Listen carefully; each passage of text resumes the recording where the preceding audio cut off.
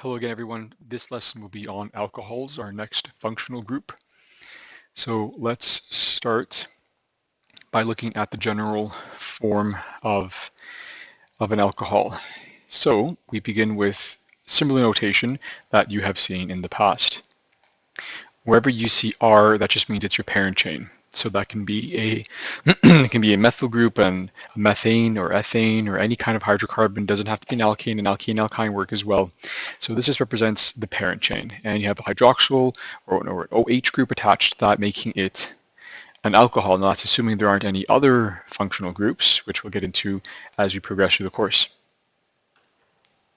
Okay, so we're going to go over how to name this, but it's the naming in its simpler form. So from an alkane, for example, to an alcohol isn't too complicated. You can probably come up with the naming rule or the main naming rule from on how to name alcohols. So let's look at methane, 1 carbon, and let's look at the alcohol version of this, where you have 1 hydroxyl group attached to this end, and instead of methane, it's methanol. So all you do is you take out the E and you add an ol, and that's how you name alcohols. Now, yes, there are different rules based on certain situations that we'll go over, but essentially that's the main one.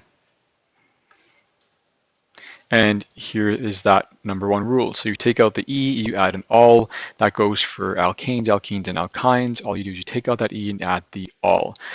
So continuing, I'm not going to read these rules as I don't usually. I just want to mention one more thing we're going to continue to use for multiples of the same functional group, so multiple OH groups. We will still use a Greek prefixes, di, tri, tetra, and so on. If we have multiples of the same thing, so multiple alcohol or hydroxyl groups, we will use these prefixes. Right, and they will directly precede, so they'll go right before the OL suffix. Okay, now this rest of the rules, they won't make much sense at all if you try to read them right now, or if I read them to you. It's best to see that in context, so let's move on to some examples. Okay, now here we're going to choose the parent. In this case, the parent is an alkene. See that double bond over here? And the alkene is a cyclic alkene. So it has 1, 2, 3, 4, 5, 6 carbons. This is a higher functional group, rather a higher priority, I should say, compared to an alkene. So this should have the lowest possible locant number. This is going to be carbon number 1. You wouldn't start numbering here, so it would be wrong to say 1, 2, 3, because the OH group has a higher priority. That has to have the lowest possible number. Now we've learned of a few different scenarios now. This is our first real functional group, so we know of alcohols, alkenes, alkanes, rather alkyl groups, alkenes and alkynes, and so far this is the highest priority, so this takes numbering priority, which means you want to give it the lowest number. So continuing, this is carbon 1, this is carbon 2, this is carbon 3, off of a 6-carbon cyclic hydrocarbon, our alkene. So let's reveal the parent name. It is, I'll reveal this first. Oh, there you go. There it is. Okay, so there are 2 variations, and you've seen something similar to this. It's not too new. Off the 2nd carbon, we have that double bond, that ene corresponding to the locant 2, because off the 2nd carbon, we have that double bond. Okay, same case for both of these answers. Now, what's different between the 2 of these is that we have a locant that appears within the parent. Now, that usually does not happen. That is the old IUPAC method of naming. That is not correct anymore, except there are a few exceptions, of course. So except in this case. Now, when you have a multiple bond, so written this here, when you have a multiple bond with higher priority groups, so when you have a double or triple bond with higher priority groups, that means you can, if you need to, put the locant into the parent, breaking up the parent chain. Okay. Now, if the locant for that alcohol, like in this case, is 1, you can write 1, or this is also correct, you can leave it out, and it implies that the ol portion of the molecule is on the 1st carbon. So it's 2-cyclohexene 1-ol, or it's the same and acceptable to also say 2-cyclohexene-ol, because the locant for the alcohol is implied, if not there, to be on the 1st carbon. Okay, next. So here we have something similar. We have on the 1st carbon. So whenever you have a high priority functional group like a hydroxyl group, at first it's easy to start off because you want to give it the lowest possible number. So here Let's choose blue. So this is going to be carbon 1. It's no choice, it has to be carbon 1. So it's easier to decide. Carbon 1, therefore this has to be carbon 2. Now you wouldn't start numbering on the other side because that would give this alkyl group here and this alkene, this double bond, greater numbers. You want to keep all these numbers as low as possible. So 1, 2, 3. You don't have to continue numbering, but essentially this is the 4th, 5th, and 6th carbon. Okay, so if you compare these two, this one has an extra thing, an extra branch, I should say, alkyl group to worry about compared to here. So it is a cyclic hexene, so cyclohexene. That cyclohexene is an alcohol, so it's going to end in -ol, right? And here we've going to show you we've broken up that parent chain because we can, because there's a multiple bond, a double bond, and a higher priority functional group, the OH. So cyclohexene 1-ol. Okay, or we could have just written cyclohexenol without the 1. Now we've accounted for the location, I should reveal this too, the location of that double bond being on the second carbon, right, from here, beginning here, and off to this next carbon. Now on the third carbon, we also have an alkyl group, a methyl group. So we have to write 3-methyl. So that's the branch, it's 3-methyl off of the parent that is called 2-cyclohexene 1-ol for a complete name of 3-methyl 2-cyclohexene 1-ol, or alternatively without the 1 is correct as well. Okay, another example, I'm going to star this because this can get a little bit confusing. There is an addition to a rule or to a suggestion from a previous answer I posted that seems to contradict this, but it doesn't. It does take a little bit of insight, a little bit of practice, and being able to distinguish between a higher priority functional groups and alkyl branches. So a lot I just said right now. Let's just get into the question. You'll see how it works. All right, so here we want to choose the longest parent chain. So part of the rules of naming alcohols and any other functional group actually is you want to make sure that the functional groups are present in the parent. Now that's the difference between an example I posted, question number 4, I believe, online earlier. You want to choose a parent with the most functional groups. OH is a functional group. Other functional groups we will talk about later. You want to have carboxylic acids, for example, aldehydes, and so on. You want them to be part of the parent chain. You want to keep all of those functional groups as part of the parent chain. Sometimes this will result in a shorter parent chain. Now, in a previous example you saw, I said that you want to have the least number of branches of alkyl branches, and that is true for keeping the name simple. In this case, when we're looking specifically at functional groups, you want to include them along your parent chain. It comes with practice, and we will do lots of that. Okay, so the longest chain has to start off here. Carbon 1. Be careful, this is a common mistake. This here is not a carbon. That is the end that attaches to the oxygen. So that is not a carbon. That's a common mistake. So I thought I should point that out. Carbon 1 is here. Carbon 2 is here. We don't want to go down to carbon 3 or 4 because that gives us a really small chain. And that gives us what's called a complex branch, which we'll get to later. You want, again, see this rule applies, but it also kind of contradicts. This is carbon 1, this is carbon 2. You want to have as many of these alkyl branches as branches. Whereas you want to, so you want as many of those as possible to make it simple, but you want to include all of the functional groups. So 1, 2, 3, 4, oops, rested the pen on there a bit too much. 4, 5, and 6. Okay, so it's hexanol. Now off the hexanol, off the hexanol, you have on carbon 2, you have an ethyl group, and on carbon 3, you have a methyl group. So here are our answers, or here is the answer. It is 1-hexanol, because that OH is attached to that first carbon. Now, it being a 1, you actually don't, or this OH being attached to the first carbon, you don't actually have to include that locant. And if you don't, it's still correct. It's implied it is on the first carbon. But I'm putting it here just to be clear, right? Then off the third carbon, it's methyl. Off the second carbon, it's ethyl. Remember, you list your alkyl groups, your branches alphabetically. It just happens to be numerically, it looks like, but really it's alphabetical. E comes before M. So 2-ethyl, 3-methyl, 1-hexanol. And notice here, we did not break up the parent. It's not hex and 1-ol. You don't break up the parent unless it's those two exceptions we've already talked about. Okay, next. Here I've highlighted the parent for you. We have carbon 1, 2, 3, 4. So it's a 4-carbon parent, so it's going to be butane, except there is an OH group attached to the 1, 2 second carbon, right? So it's 2-butanol. Notice we don't break up the parent because it doesn't follow one of those exceptions. It's just 2-butanol. And off of 2-butanol, we have a couple of branches. We have one branch here, one branch here. They are both methyl groups. So we have to say the locant number and use the prefixes to say di because there's 2 of them. Right, so 1, carbon 2, carbon 3, and carbon 4.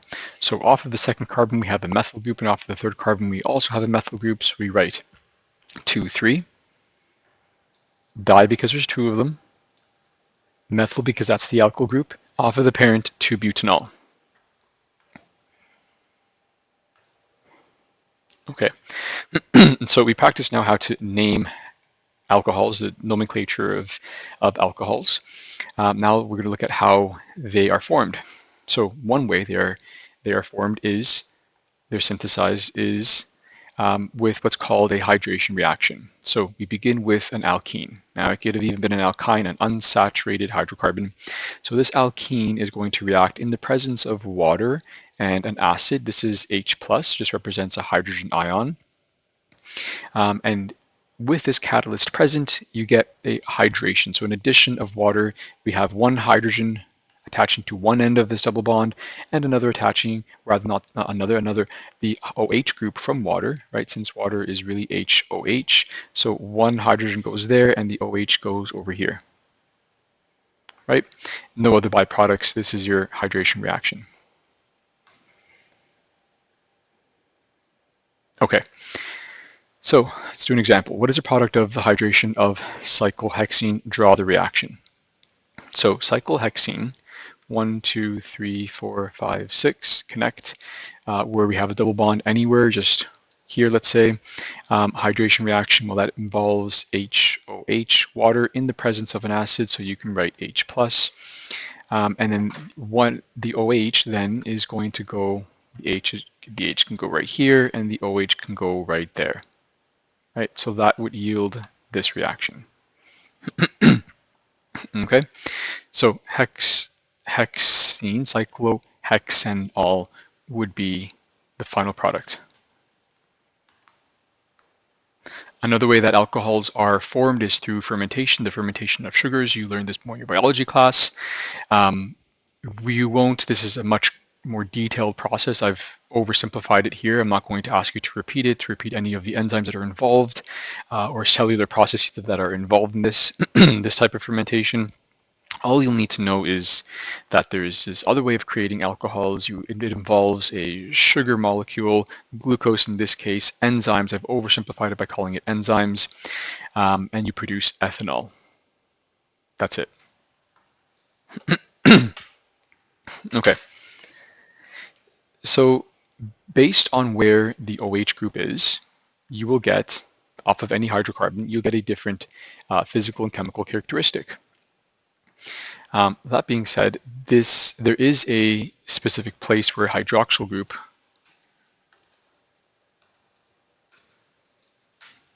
let's say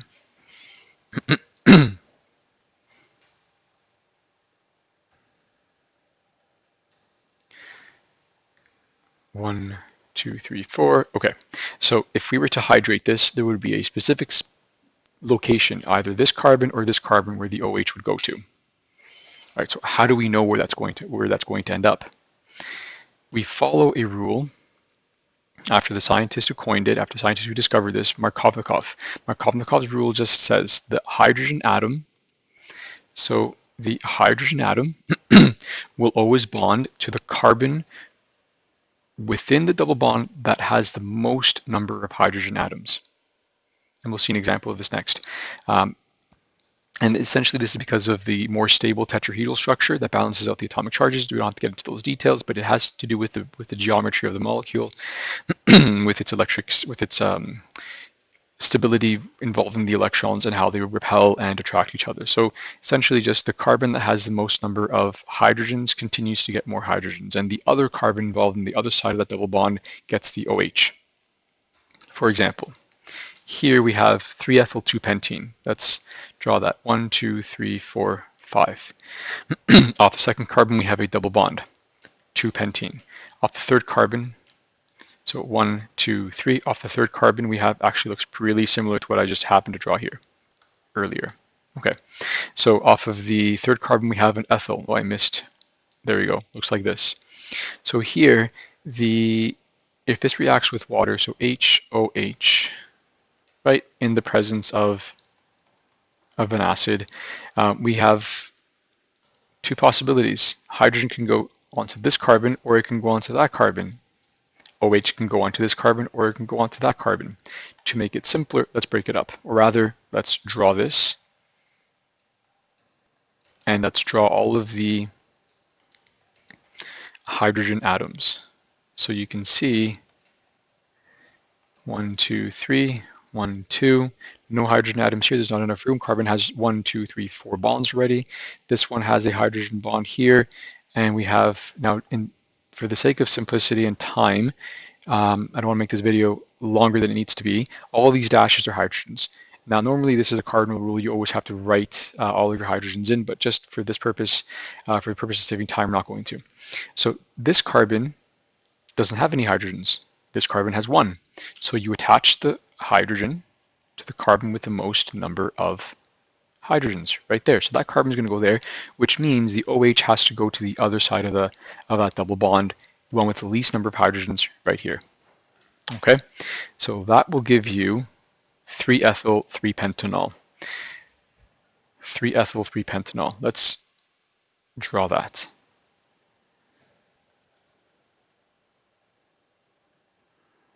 Okay, I'll do it 3-ethyl-3-pentanol. Let me make another slide. Okay, 1, 2, 3, 4, 5. 3-ethyl-3-pentanol. 1, 2, 3. 1, 2, that's your ethyl, and this is your OH.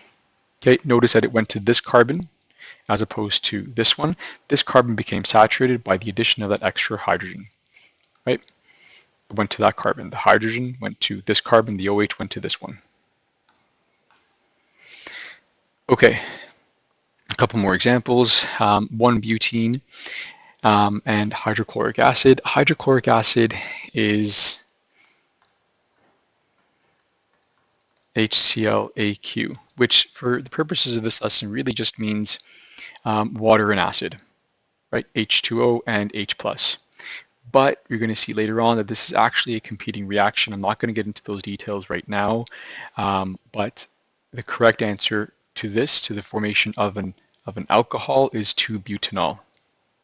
Okay, work this out yourself. Draw the structure. Draw 1-butene, add water and acid, and you're going to get 2-butanol. This other competing reaction we'll learn about later. Okay. Next, 3-ethyl-4-methyl-2-pentene, water and a catalyst. Let's do this one. 2-pentene. 1, 2, 3, 4, 5.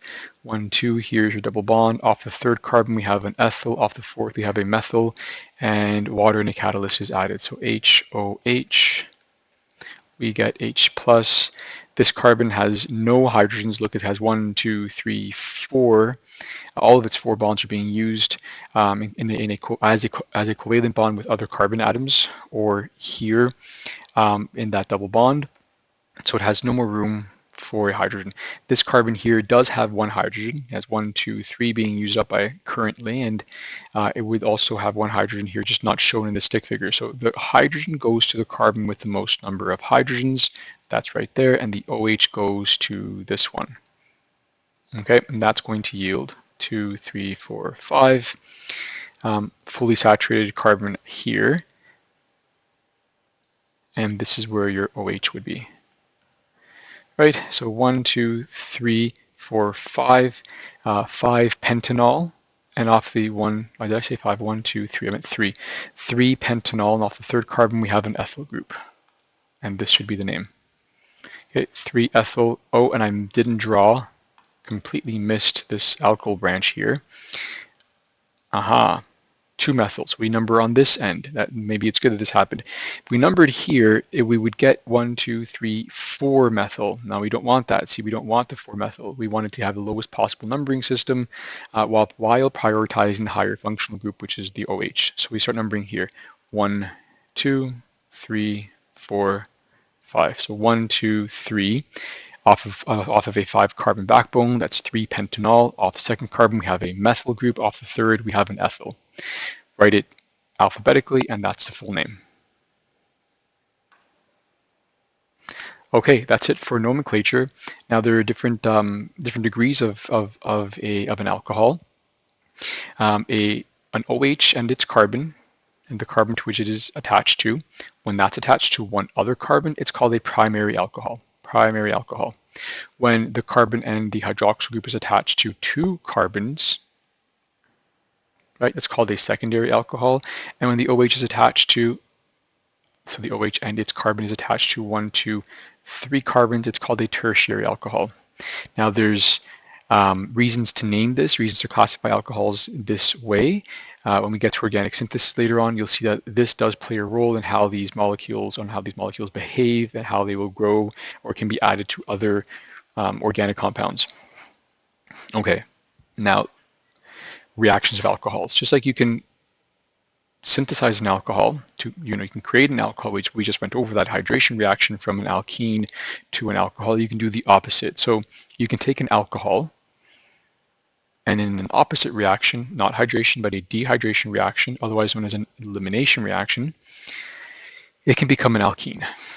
And this just releases water, so the opposite happens. An OH is lost, a hydrogen is lost from an adjacent carbon to create then a double bond.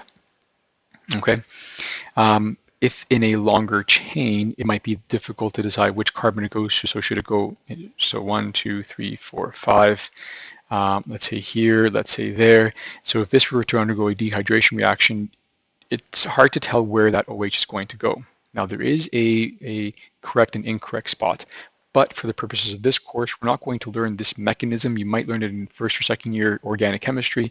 We don't need to know that mechanism for now. Just if you attach the OH to this carbon or to that carbon, either end, for our purposes of this course, it'll be correct. Another reaction that alcohol can undergo is combustion. So just like alkanes and hydrocarbons can combust in the presence of oxygen and a catalyst, usually heat, that's what this triangle represents. It does undergo a combustion reaction. These are alkanes and other hydrocarbons. Alcohol does the same thing. Okay? With similar products, right? CO2 and water. Right, so here it says write a full reaction, including reactants, conditions, and products. Also name these. This page we will save for when we meet online. Okay, but it's just asking you to go through an elimination dehydration reaction with 2-methylpentanol. Give it a try, and we will take it up in our live lessons.